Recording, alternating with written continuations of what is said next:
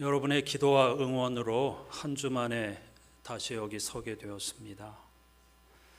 안식년이나 휴가를 제외하고는 13년 만에 처음으로 강단을 비웠기 때문에 제 스스로도 매우 당황스러웠고 여러분께는 죄송하고 평소 건강을 제대로 관리하지 못한 것을 많이 반성하고 있습니다.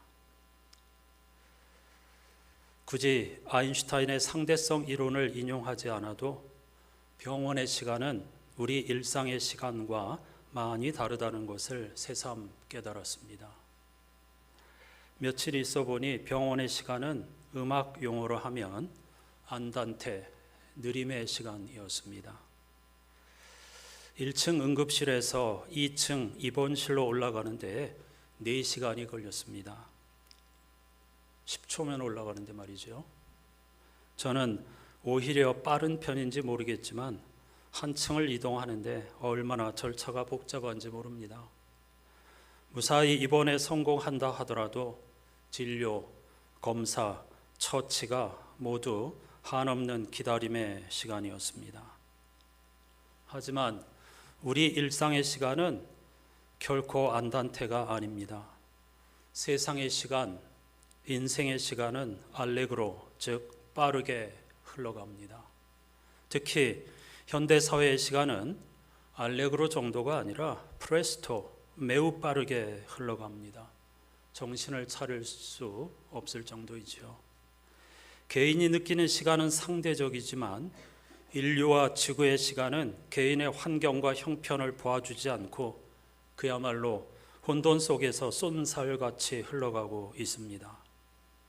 이런 시간의 흐름 속에서 지난 한 해 우리와 함께하던 믿음의 동료 가운데 민말레 집사님, 차두한 집사님, 김성균 성도님, 박영자 권사님, 안양례 권사님, 이동원 집사님, 황명엽 집사님 등 7분이 주님의 품으로 가셨습니다.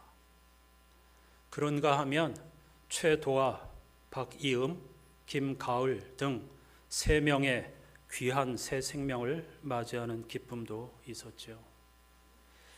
7대3이라는 숫자는 고령화와 저출생의 단면을 보여주는 것으로 우리 사회의 축소판이기도 합니다. 인구는 국가의 소멸을 걱정할 정도로 빠르게 줄고 있고 가나안 교인의 급증으로 교인들도 교회를 떠나고 있습니다. 문을 닫는 교회가 점점 많아지고 있습니다. 우리 시찰도 마찬가지입니다. 매우 고민이 깊습니다. 이러다가 우리도 한 분, 두 분 다 하나님께 돌아가면 우리 교회도 역사 속으로 사라질 수도 있겠구나 하는 걱정에 잠이 오지 않는 날도 많아집니다. 이런 변화의 소용돌이 속에서 맞이하는 오늘은 2024-25년의 영적 여정을 시작하는 대림절 첫 주일입니다. 이렇게 또 한 해의 여정이 시작됩니다. 하나님의 은혜이며 우리에게 주시는 소중한 기회가 아닐 수 없습니다. 문제는 우리가 내일 일, 아니 한 치 앞도 모르는 존재라는 겁니다. 한 치가 뭡니까? 3.33cm입니다. 인간은 그런 존재이죠. 그렇다고 해서 하나님을 창조주요 구원자로 믿는 우리가 옛날 중국 기나라 사람의 염려처럼 매일 하늘이 무너질까 하는 걱정에 사로잡혀 살아갈 수는 없지요. 왜냐하면 내일 일은 몰라도 우리는 한 가지 사실을 분명히 알기 때문입니다. 바로 하나님이 우리와 함께 하신다는 것이죠. 한 해의 삶을 주님께 겸손히 맡겨드리며 우리가 아는 한 가지를 먼저 찬양으로 올려드립시다.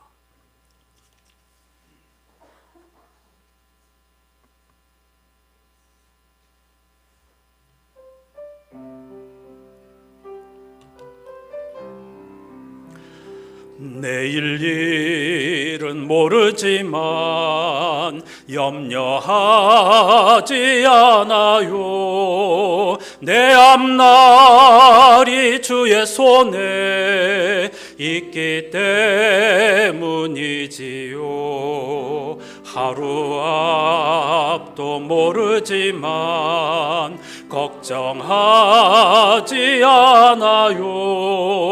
내 인생이 주님 안에 있기 때문이. 처음부터 다시 합니다. 내일 일은 모르지만 염려하지 않아요. 내 앞날이 주의 손에 있기 때문이지요. 하루 앞도 모르지만 걱정하지 않아요. 내 인생이 주님 안에 있기 때문이지요. 아무것도 모르지만 한 가지는 알아요. 우리 주님 예수께서 항상 함께 하신다. 아무것도 모르지만 한 가지는 알아요. 우리 주님 예수께서 항상 함께 하신다오. 오늘부터 시작하는 한 해의 영적 여정 가운데 누군가는 또 하나님의 품에 안기게 될 것입니다. 또 어떤 가정에서는 새로운 생명을 선물로 맞이하게 되겠죠. 삶의 순간이나 죽음의 순간이나 하나님께서 우리와 항상 함께 하신다는 한 가지 사실을 굳게 붙잡고 믿음의 선한 싸움을 싸워가야 할 줄로 믿습니다. 세월을 아끼라는 바울의 권고는 기회를 놓치지 말라는 뜻입니다. 직역하면은요, 우리는 하나님이 연장해 주신 생명과 소중한 기회를 무엇에 집중하며 살아야 할까요? 오늘 본문 시편 25편은 히브리 알파벳 시입니다. 그래서 22절까지 있습니다. 지혜자는 시편 25편 전체를 통하여 자신의 모든 것을 다하여 하나님을 우러르고 하나님을 기다리며 하나님을 간구한다고 고백합니다. 5절에서 이렇게 기도하죠. 당신만이 나를 구해 주실 하느님이시오니 당신의 진리 따라 나를 인도하시고 가르치소서. 날마다 당신의 도움만을 기다립니다. 여러분, 지혜자가 원하는 도움은 무엇일까요? 그는 도대체 무엇을 우러르고 무엇을 기다리며 무엇을 간구하는 것일까요? 개역개정은 이렇게 번역합니다. 아까 성서일가표에서 보았죠. 주의 진리로 나를 지도하시고 교훈하소서. 주는 내 구원의 하나님이시니 내가 종일 주를 기다리나이다. 주는 내 구원의 하나님이시니 내가 종일 주를 기다린다는 것은 동의적 평행법입니다. 지혜자는 주님을 구원의 하나님이라고 고백합니다. 따라서 종일 주를 기다린다는 것은 곧 구원을 갈망하며 기다린다는 뜻입니다. 우리가 한 해 동안 갈망하며 우러르며 기다려야 하는 것은 곧 구원입니다. 구원은 무엇일까요? 공동번역처럼 일상의 도움일 수도 있고 궁극적 생명 완성일 수도 있습니다. 그리고 이 둘이 아니고 서로 연결되어 있죠. 일상에서 구원을 갈망하며 산다는 것, 하나님을 우러르고 기다리며 간구한다는 것을 지혜문학의 용어로 풀이하면 하나님을 경외하는 삶이라고 할 수 있습니다. 성서기자는 하나님을 경외하는 것이 지혜의 알파와 오메가라고 합니다. 그러므로 예수 그리스도의 생애를 중심으로 구원 완성을 향한 또 한 번의 순례길을 출발하는 우리들에게 필요한 것은 바로 하나님을 경외하는 지혜라고 할 수 있습니다. 그런데 여러분, 이 지혜는 단순하지 않습니다. 지혜는 곧 하나님이기에 하나님을 닮았습니다. 또한 지혜는 그분이 창조하신 세상을 닮았습니다. 그분이 창조하신 세계가 단순하지 않은 것처럼 그분의 지혜 역시 단순하지 않습니다. 크게 보아 성서의 지혜는 두 가지로 나눌 수 있습니다. 하나는 규범적 혹은 도덕적 지혜이고 다른 하나는 반성적 지혜입니다. 그 둘은 올곧은 지혜와 삐딱한 지혜라고 부르기도 하죠. 규범적 지혜는 올곧은 한결같은 지혜이고 반성적 지혜는 삐딱한 지혜라고 표현할 수가 있습니다. 규범적 지혜의 가장 중요한 명제는 세상에는 하나님께서 정하신 창조의 질서, 어떤 특정한 패턴이 있다는 겁니다. 어려운 것이 아닙니다. 이 패턴은 그 속성상 누구나 예측이 가능하고 변하지 않고 지속하는 것입니다. 아침이 오면 저녁이 오고 겨울이 가면 봄이 오는 것, 그런 것들이 바로 하나님이 정하신 창조의 질서이고 변하지 않는 패턴입니다. 그런데 이게 매우 중요합니다. 이런 창조의 질서와 패턴을 이해하고 거기에 맞게 살아가는 것이 지혜이고, 이런 패턴을 모르거나 알면서도 따르지 않는 것은 어리석음이라고 말하는 것이죠. 대표적으로 잠언의 가르침을 예로 들 수가 있습니다. 잠언은 이렇게 하나님의 창조 질서 속에 있는 패턴을 강조하면서 그걸 인정하고 따르는 것이 지혜이고 거절하고 무시하는 것이 무지이며 어리석음이라고 합니다. 잠언의 가르침을 한 문장으로 표현하면 뿌린 대로 거둔다는 것입니다. 이게 하나님의 창조 질서에 담겨 있는 패턴입니다. 하나님이 정한 패턴을 감사히 여기고 소중히 여기면서 땀 흘려 우리의 인생과 신앙의 집을 말씀의 토대 위에 잘 건설해가는 한 해가 될 수 있기를 주님의 이름으로 축복합니다. 그런데 여기서 멈춘다면 세상의 지혜와 크게 다를 바가 없습니다. 반성적 지혜 혹은 삐딱한 지혜는 규범적 지혜가 말하는 패턴에 과연 그런가? 그것이 전부인가? 하는 질문을 던지는 겁니다. 이 삐딱한 지혜는 결코 규범적 지혜를 부정하는 것이 아닙니다. 그게 틀렸다고 하거나 엉터리라고 하는 것이 아닙니다. 패턴이 있다는 것 인정합니다. 그러나 현실 속에서 그 질서에 어긋나는 경우가 많다는 것입니다. 우리 모두가 다 경험하고 있는 거죠. 따라서 반성적 지혜가 다루는 문제는 하나님께서, 그것도 선하신 하나님께서 모든 것을 알고 다 주관하시면서 주관하시는 분이라면 지금 고통을 받는 사람은 모두 자신의 잘못에 대한 벌을 받고 있는 것이 아니겠습니까? 이게 심각한 문제죠. 뿌린 대로 거둔다고 했으니까 규범적 질서는요. 그 질서에 의하면 지금 고난을 받고 있는 사람은 모두 자신의 잘못에 대한 벌을 받고 있는 거가 되는 거죠. 또 선하게 사는 사람이 왜 끔찍한 고통을 겪어야 하는가? 세상 곳곳에 가득한 악과 불의의 문제, 그리고 지금도 곳곳에서 진행되고 있는 무고한 생명을 학살하는 전쟁은 도대체 무엇인가에 대한 질문입니다. 이러한 주제를 다루는 지혜문학이 바로 욥기이고 전도서입니다.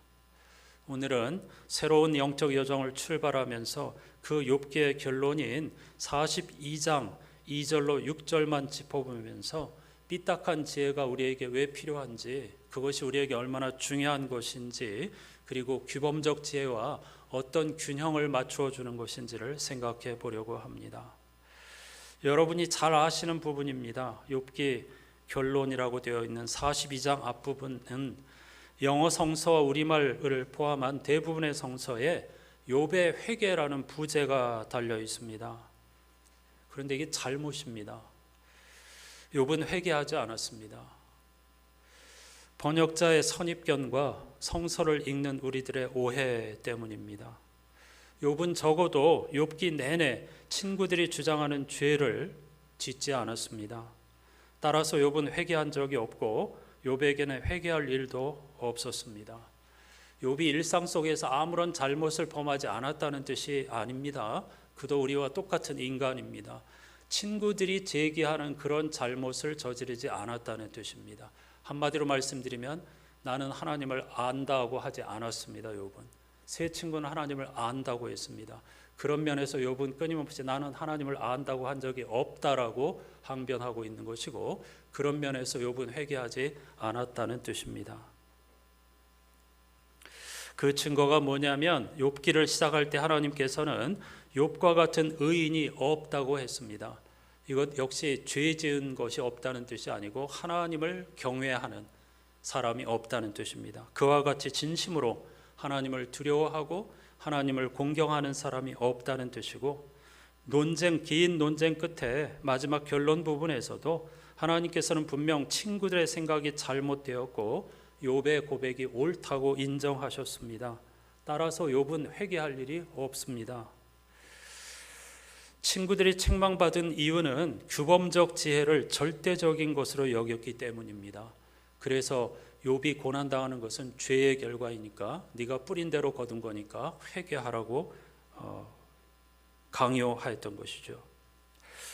이것은 욥의 친구들과 엘리후가 하나님의 뜻을 자신들이 다 아는 것으로 착각하였다는 뜻입니다. 그래서 그들은 하나님께 책망을 받은 거죠.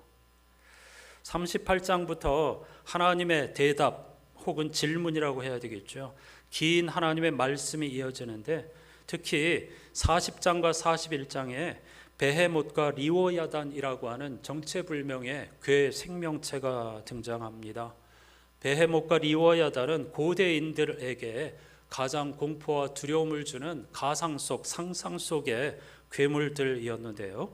도대체 그들이 오늘날 어떤 짐승이고 어떻게 생겼는지는 핵심이 아닙니다.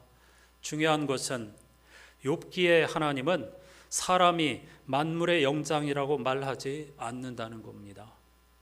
좀 충격이죠. 하나님, 유일하게 하나님의 형상대로 지음받은 인간이 만물의 영장이 아니란 말인가? 인간이 하나님의 형상대로 지음받은 유일한 피조물인 건 맞지만, 이 세상에는 인간보다 더 힘세고 더 지혜롭고 더 강한 하나님의 피조물들이 존재합니다. 아무리 높은 지위에 있는 사람이라도, 아무리 부자라도, 아무리 건강한 사람이라 하더라도 창조 세계에서 가장 윗자리를 차지하거나 인간이라고 해서 모든 것을 다 통달하고 모든 것을 다 볼 수 있는 것은 아니라는 하나님의 엄숙한 말씀입니다.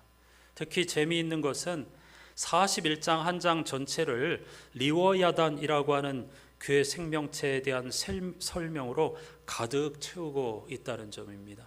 사실 한 절 정도만 할애해가지고 리워야단이 엄청난 괴물이지만 리워야단도 하나님의 손에 노는 장난감과 같다, 이렇게만 표현해도 아무 문제가 없습니다. 그런데 똑같은 이야기, 리워야단이 인간과 비교해서 얼마나 엄청난 괴물인지를 한 장 전체를 할애해가지고 이야기하고 있습니다. 이건 제가 보기에 하나님이 약간 화가 나셔서 그런 것 같습니다.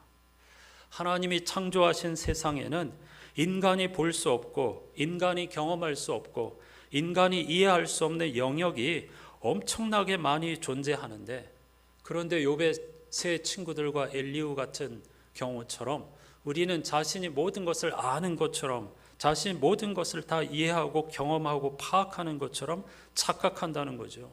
그래서 41장 전체에 걸쳐서 이 고집쟁이들아, 니들이 모든 걸 다 안다고 착각하지 말아라. 너희는 피조물 가운데에 하나일 뿐이다 라고 하나님께서 말씀하고 계신 것이 아닌가, 이렇게 생각이 듭니다.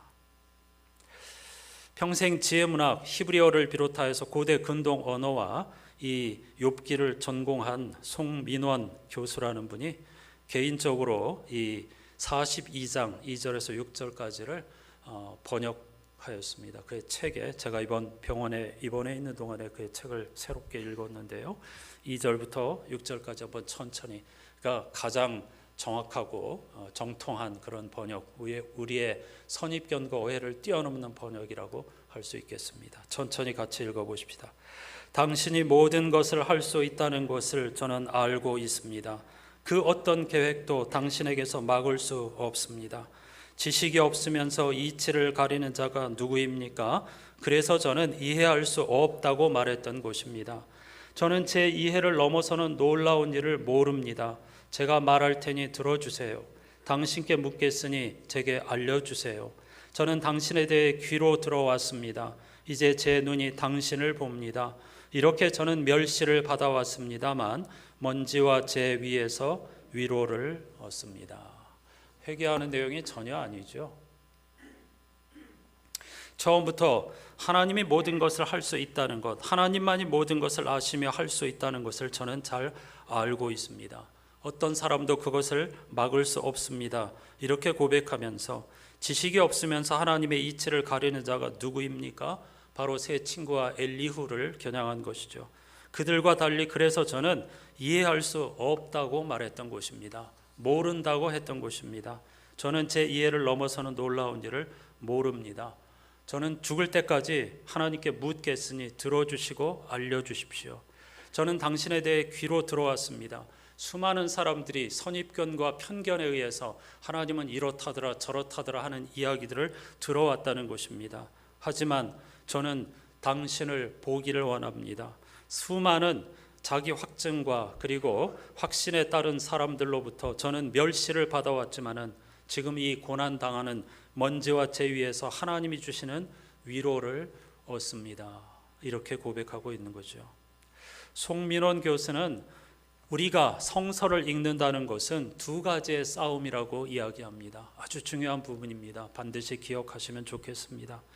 우리가 성서를 읽는 것은 두 가지와 싸워야 하는 것인데, 첫째, 모범 답안과 싸우는 것이고, 둘째, 자신의 욕망과의 싸움이다 라고 했습니다. 성서는 열린 책입니다. 모범 답안이 아닙니다. 그런데 우리는 여러분이 가지고 있는 성서 하단이라든가 혹은 인터넷에 떠도는 수많은 설교와 성서 해설에 있는 모범 답안을 절대화하고 그것과 다른 이야기를 들으면 상당히 당황스러워하고 그리고 거부감을 보이곤 합니다. 또 하나는 자신의 욕망과의 싸움인데 무슨 말인지 설명하지 않아도 이해하실 겁니다. 내가 읽고 싶은 대로 읽는 겁니다. 내가 필요한 부분을 내가 필요한 대로 성서를 해석하는 것이죠. 이 두 가지와 치열하게 싸우지 않으면 성서는 우리에게 자신의 문을 열어주지 않습니다. 하나님의 말씀은 분명 변하지 않습니다. 그러나 그 말씀을 듣는 우리는 변해야 합니다. 우리가 변하면, 우리가 마음을 열면, 우리가 모범 답안이나 자신의 욕망과 힘써 싸우면 성서는 전혀 다른 이야기를 우리에게 들려주기 시작합니다. 욥기 마지막의 부분과 마찬가지로요. 새롭게 시작하는 한 해의 여정 동안에 이 규범적 지혜 그리고 반성적 지혜, 이 두 가지의 균형을 잃지 않고 구하고 찾고 두드리는 우리들이 되어야 하겠습니다. 우리 교회는 대림절 첫 주일부터 주보 표지를 바꾸고 인례송과 교제 찬송을 새롭게 합니다. 왜냐하면 대림절이 신앙 영적 여정의 첫 주일이기 때문입니다. 세상보다 한 달 먼저 시작하죠. 금년도 주보 표지는 독일의 사제이며 화가인 지거 쾌더 신부님이 그린 너희가 나에게 먹을 것을 주었다입니다. 주보 표지를 보셔도 좋고 화면을 보셔도 좋습니다. 화면에 이 그림만 꽉 차게 확대하고 싶지만 기술적으로 그게 불가능합니다. 이게 16대 9 화면이기 때문에 더 크게 확대할 수가 없는 아쉬움이 있는데요. 마태복음 25장에 나오는 최후 심판 이야기를 소재로 한 그림입니다. 최후의 심판 때에 구원받을 자와 그렇지 못할 자를 가를 기준은 그가 교회에 속한 사람이냐, 다시 말하면 그리스도인이냐 아니냐의 여부가 아니라는 것이 마태복음 25장의 핵심입니다. 충격적이죠. 지금 우리 곁에 있는 약자들을 어떻게 대했느냐가 심판의 기준이라는 말입니다.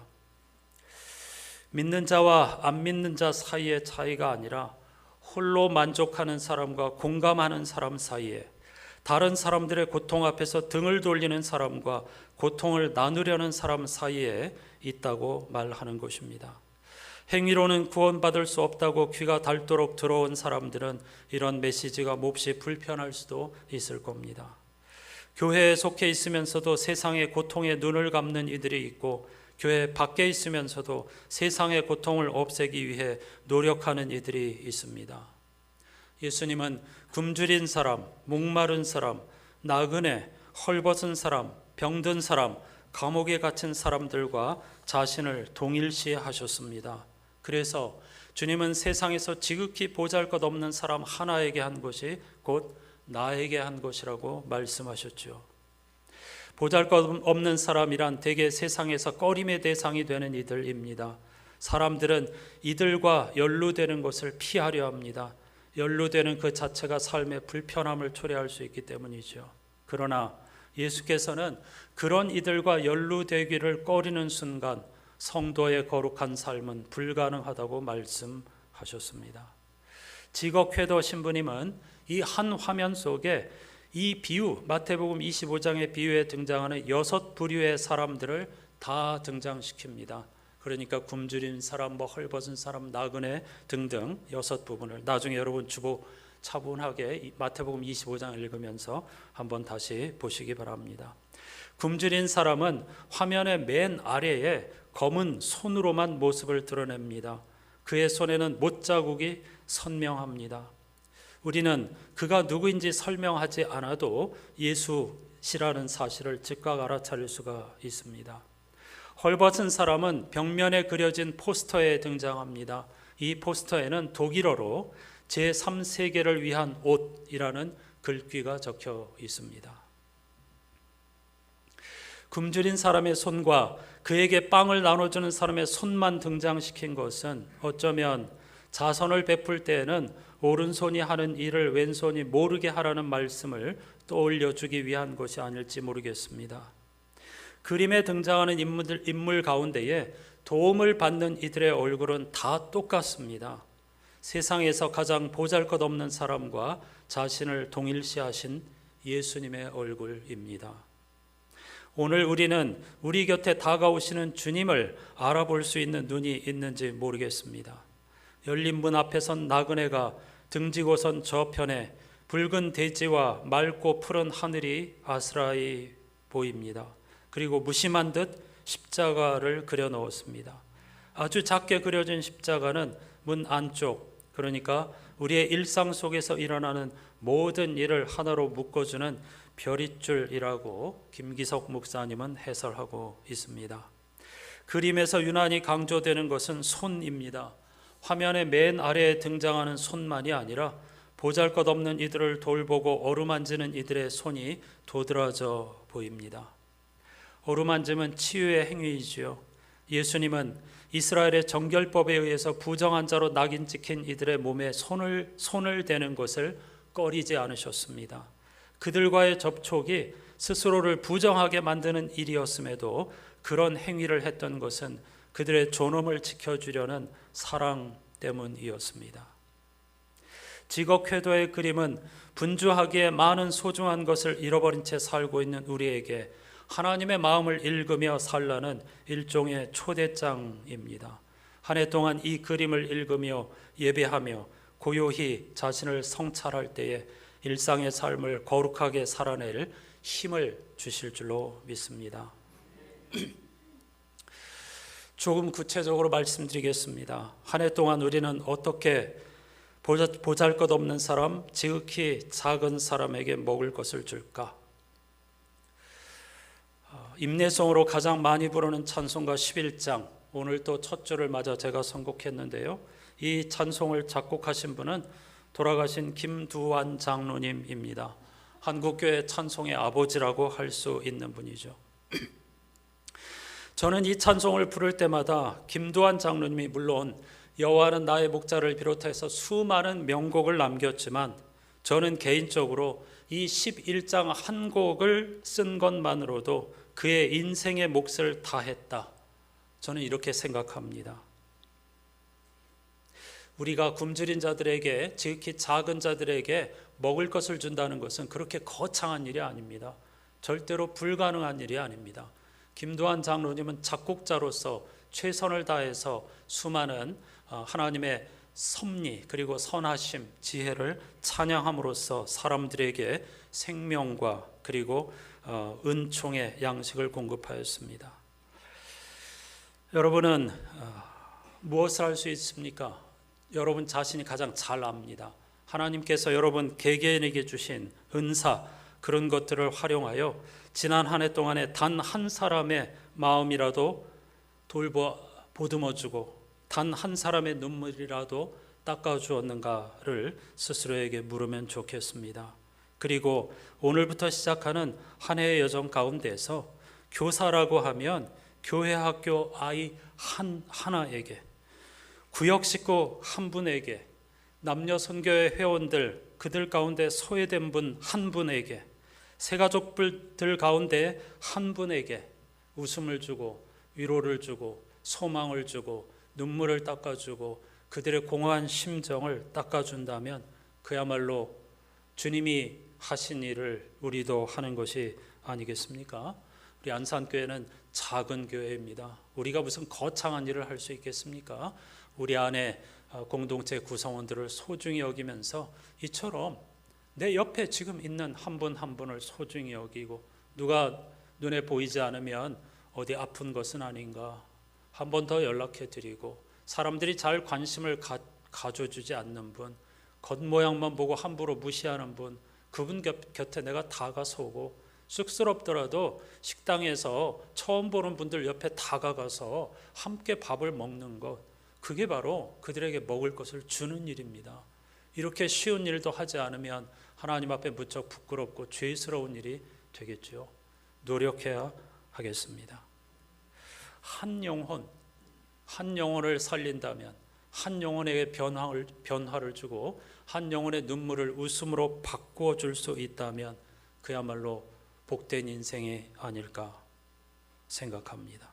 그런 소망으로 한 해를 출발하고, 그런 소망으로 주님이 우리에게 부탁하신 성찬 예식으로 나아가겠습니다.